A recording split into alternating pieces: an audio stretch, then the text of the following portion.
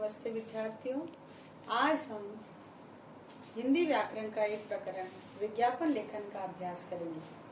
विद्यार्थियों, विज्ञापन लेखन बोर्ड पाठ्यक्रम के अंतर्गत 5 अंक हेतु तैयार करना ही पड़ेगा।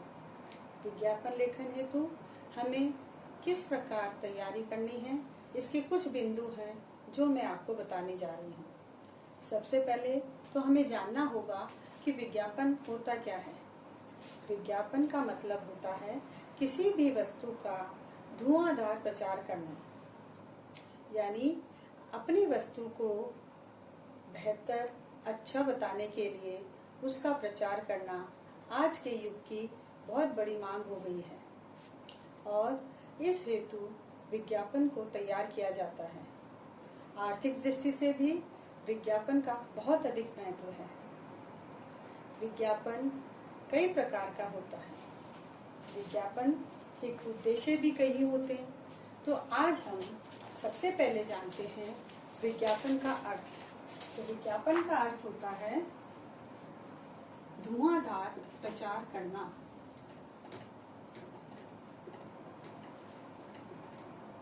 धुआंधार प्रचार करना यानी अपनी वस्तु को बेचने के लिए उसका प्रचार करना। अब है विज्ञापन के उद्देश्य। विज्ञापन के उद्देश्य कई हैं। जैसे पहला उद्देश्य है सूचना देना, यानी अपनी वस्तु के लिए ग्राहकों को, उपभोक्ताओं को सूचना प्रदान करना।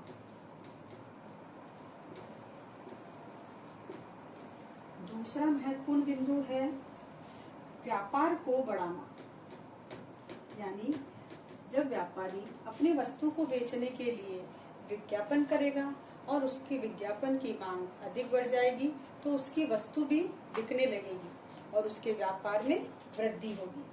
तीसरा है वस्तु के प्रयोग में तेजी लाना, यानी जो वस्तु व्यापारी के द्वारा बनाई जा रही है उस वस्तु के प्रयोग को तेजी से बढ़ाना। वस्तु के प्रयोग में तेजी लाना।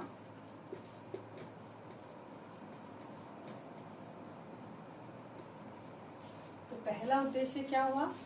सूचना प्रदान करना। दूसरा हुआ व्यापार में वृद्धि करना और तीसरा हुआ वस्तुओं के प्रयोग में तेजी लाना। अब विज्ञापन किस किस के लिए बन सकते हैं? विज्ञापन हम बना सकते हैं विवाह के संबंध में, नौकरी के लिए, दुकान को खरीदने और बेचने के लिए, मकान को खरीदने और बेचने के लिए, किसी भी वस्तु की नीलामी के लिए विज्ञापन तैयार किया जा सकता है। तो ये है विज्ञापन के उद्देश्य। अब हम जानते हैं विज्ञापन के प्रकार। विज्ञापन के 2 प्रकार होते हैं। पहला प्रकार है वर्गीकृत, यानी वर्गीकृत विज्ञापन, और दूसरा है प्रदर्शनीय सजावटी, प्रदर्शनीय या सजावटी, जिसे हम डिस्प्ले भी कहते हैं। तो इस प्रकार विज्ञापन लेखन के अंतर्गत हमें जानना है विज्ञापन का अर्थ क्या होता है, विज्ञापन के उद्देश्य क्या होते हैं और विज्ञापन के प्रकार क्या होते हैं। परंतु बोर्ड की परीक्षा के अंतर्गत हम क्या ध्यान रखेंगे? हमें ये नहीं पूछा जाएगा कि विज्ञापन का अर्थ क्या है, उद्देश्य क्या है या प्रकार क्या है। हमें 5 अंक प्राप्त करने के लिए विज्ञापन बनाना होगा। तो इसका दूसरा भाग जो मैं आपको बताने जा रही हूँ वो है कि विज्ञापन तैयार कैसे करना है, यानी विद्यार्थी किन किन बातों का ध्यान रखे कि उसका विज्ञापन तैयार हो जाए। तो विद्यार्थियों, अब हम जानते हैं कि हम विज्ञापन तैयार कैसे करेंगे, अर्थात विज्ञापन को बनाने के लिए प्रारूप कैसा होना चाहिए। सबसे पहला बिंदु है कि जब भी विद्यार्थी विज्ञापन तैयार करे उसके पहले वह एक बॉक्स का निर्माण करे, यानी जब विज्ञापन उसका बनाना हो तो उस विज्ञापन को बॉक्स के अंतर्गत ही होना चाहिए। दूसरी बात है शब्द सीमा का ध्यान रखें, यानी अधिक शब्द सीमा में विज्ञापन का निर्माण नहीं होना चाहिए। ऐसा ना हो कि हम विज्ञापन बनाने में ही समय लगा दें और हमारे दूसरे प्रश्न हैं वो छूट जाए। इसलिए सबसे पहला जो आधा अंक आपको मिलेगा वो बॉक्स का मिलेगा, परंतु अगर आपने बॉक्स नहीं बनाया तो आधा अंक कट भी जाएगा। दूसरा, कम शब्द सीमा में अपनी बात को अधिक से अधिक प्रकट करना ही विज्ञापन कहलाता है। तो हमें अपनी बात को कम शब्दों में अधिक से अधिक व्यक्त करना है। तीसरी बात, अगर विज्ञापन रंगीन हो तो वह और अधिक आकर्षित होता है, यानी विज्ञापन रंगीन और आकर्षित होना चाहिए। तीसरा बिंदु है रंगीन व आकर्षित, यानी विज्ञापन रंगीन व आकर्षित होना चाहिए। अब चौथी बात है, अगर हम कोई विज्ञापन बना रहे हैं उसके साथ छूट, सेल, कमीशन आदि शब्दों का अगर हम प्रयोग करते हैं तो यह विज्ञापन ग्राहकों को और अधिक आकर्षित करता है और वस्तु और अधिक बिकने लगती है। तो अगर हम किसी वस्तु के साथ छूट, सेल या कमीशन आदि शब्दों के साथ तो मूल्य कम रखें तो हमारी वस्तु और अधिक अच्छी बिक सकती है। पांचवा बिंदु जो है वो है कि जो विज्ञापन बना रहा है, जो वस्तु बेच रहा है, उसका पता, दूरभाष नंबर जरूर होना चाहिए कि विज्ञापन तो हमने तैयार कर दिया, परंतु उस वस्तु को कहाँ से खरीदा जा सकता है, किसके द्वारा बनाया गया है और कैसे उसे प्राप्त किया जा सकता है, इसके बारे में पता जरूर होना चाहिए। तो ये मुख्य बिंदु हमें विज्ञापन लेखन में जरूर ध्यान रखने हैं। एक बार मैं आपको पुनः बता देती हूँ कि मुख्य बिंदु में पहला है कि विज्ञापन को बॉक्स में तैयार किया जाना चाहिए। इसके लिए ये नहीं है कि आप पहले बॉक्स बना दें और फिर जो शब्द आप लिख रहे हैं वो उस बॉक्स से बाहर निकलते रहें, ये कदापि ना करें। इसके स्थान पर आप पहले विज्ञापन बना लें और फिर उसके बाद बॉक्स बना लें, या फिर अगर आपने पहले बॉक्स बना लिया है तो शब्दों का ध्यान रखें कि वह उस बॉक्स से बाहर ना आए। दूसरा है शब्द सीमा का ध्यान रखें, यानी कम शब्दों में अपनी बात को विज्ञापन के द्वारा प्रकट करना है। तीसरी बात है कि विज्ञापन को आकर्षित बनाना है। अब विज्ञापन को आकर्षित बनाना है तो इसके लिए आप उसे रंगीन भी बना सकते हैं, उसे रंगों द्वारा और अच्छा बनाया जा सकता है। तीसरा है कि आप चौथा जो बिंदु है वो ये है कि आप छूट, सेल, कमीशन शब्दों का भी प्रयोग कर सकते हैं।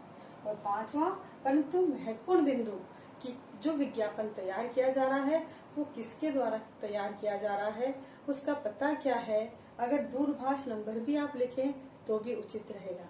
तो विद्यार्थियों, हम इसके कुछ उदाहरण भी देख सकते हैं। जैसे पहला उदाहरण जो हमारा है हम देखते हैं। अब हम जानते हैं विद्यार्थियों, अब हम जानते हैं कि विज्ञापन कैसे तैयार किया जाए। जैसे आपके विज्ञापन के लिए प्रश्न आता है कि आप इस कंपनी के टूथपेस्ट के लिए एक विज्ञापन तैयार कीजिए, यानी अगर उसमें कंपनी का नाम दिया गया है तो हम उस कंपनी का टूथपेस्ट बेचने के लिए विज्ञापन तैयार करेंगे। परंतु अगर उसमें कंपनी का नाम नहीं दिया है तो आप अपनी मर्जी से उस कंपनी के लिए विज्ञापन तैयार कर सकते हैं या उस टूथपेस्ट को बेचने के लिए विज्ञापन बना सकते हैं। देखिए, जैसे मैंने कहा कि स्वास्थ्य कंपनी हेतु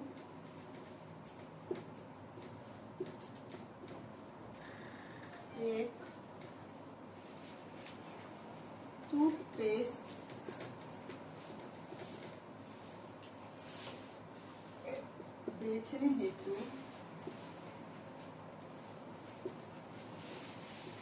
विज्ञापन तैयार कीजिए।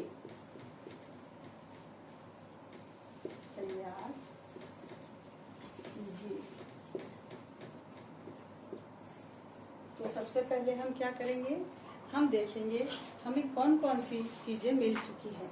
हमें उस कंपनी का नाम मिल गया है जिसके लिए हमें विज्ञापन तैयार करना है, हमें वह वस्तु मिल गई है जिसका विज्ञापन बनना है। अब हमें मूल्य निर्धारित स्वयं करना है। तो देखिए, हम देखते हैं कि हमें बनाना है एक टूथपेस्ट बेचने के लिए विज्ञापन। तो हम इसके लिए कोई चित्र बना सकते हैं कि टूथपेस्ट कैसा होता है, उसका हम चित्र बना सकते हैं। जैसे समझ लीजिए ये हमारा टूथपेस्ट बन गया है। इसके लिए हमें क्या करना है, हमें मूल्य निर्धारित करना है। हमने 30 रुपए का यह मूल्य निर्धारित किया है। हमें अगर इसके साथ छूट देनी है तो हम छूट के लिए दे सकते हैं कि एक टूथपेस्ट के साथ एक ब्रश